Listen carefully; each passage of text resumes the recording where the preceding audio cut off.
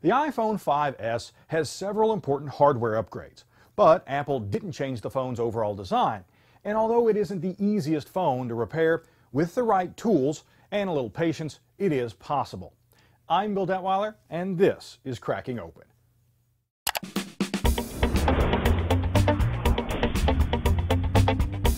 If it wasn't for the redesigned fingerprint scanning home button and larger flash, you'd be hard-pressed to tell the difference between the iPhone 5 and the new 5S.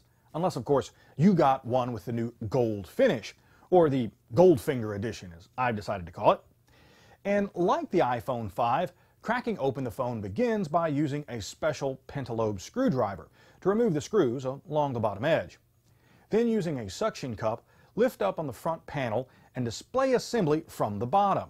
Now, you may also need to use a few thin tools to pop loose the panel. I did. Also, be extremely careful when removing the panel not to damage the thin ribbon cable that connects the home button to the lower connector assembly.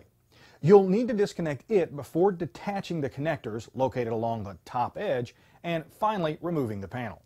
The overall hardware layout is the same as on the iPhone 5.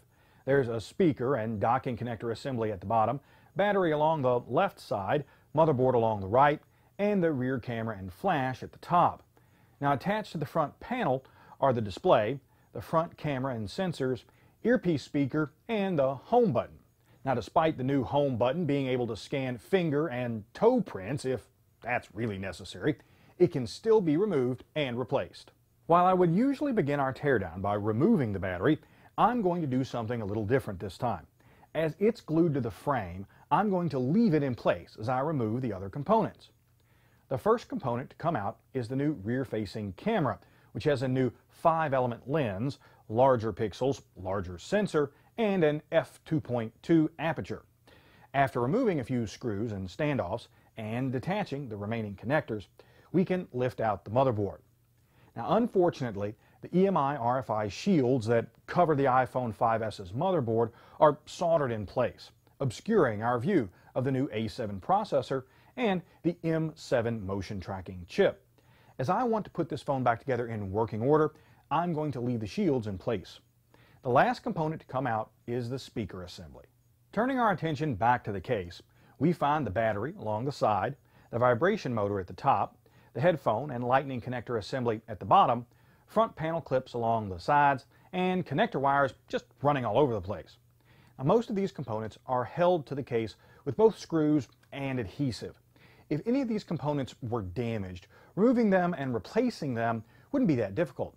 But I don't want to risk damaging them during removal, so I'm going to leave them alone. With its new 64-bit processor, improved camera, and fingerprint reading home button, the iPhone 5S is a solid upgrade to the line. And I'm glad Apple didn't make the phone any more difficult to crack open than its predecessor. I only wish they would settle on at least one size screw inside and stop gluing everything in place. Those two simple changes would make repairs much easier. Now, for a complete list of specs, pricing, and real-world performance tests, check out Scott Stein's full CNET review. To see more teardown photos and read my full hardware analysis, go to techrepublic.com/crackingopen. I'm Bill Detweiler. Thanks for watching.